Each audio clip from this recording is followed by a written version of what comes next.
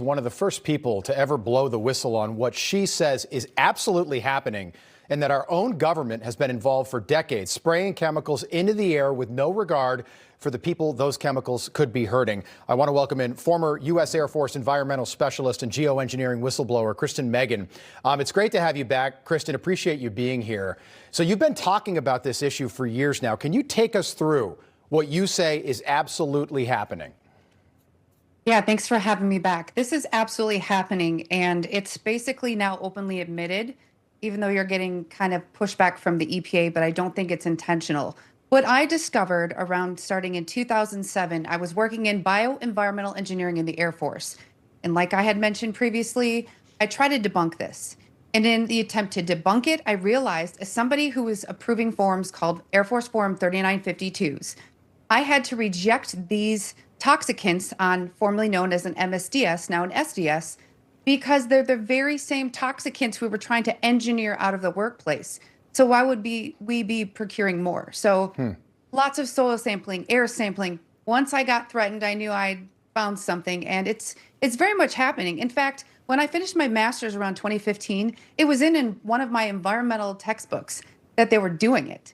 So it's a shock to me that people still think it's not happening. Yes, yeah. I sold the book, but I wish I still had it. And we can all see it if you look up, and it just doesn't make sense, that it's coming from like a Delta flight flying overhead. So your role in the Air Force, if I'm understanding it correctly, was basically to approve these flights long before takeoff, and eventually you just said, no, I'm not going to do this anymore. Is that accurate broadly?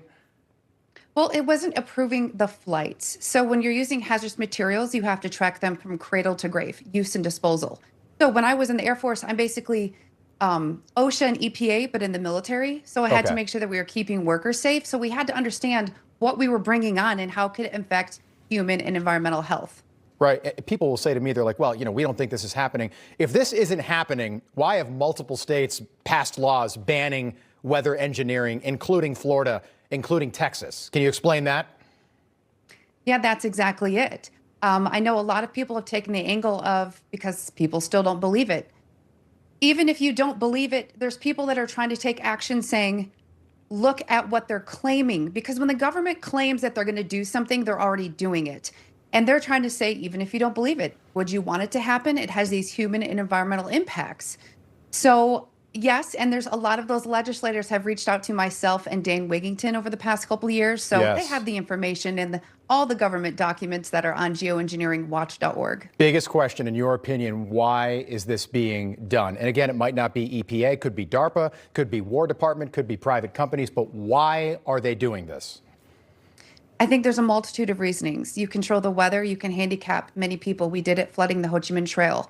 But when you had this huge climate change initiative, we needed to find ways to dim the sun and decrease the solar load.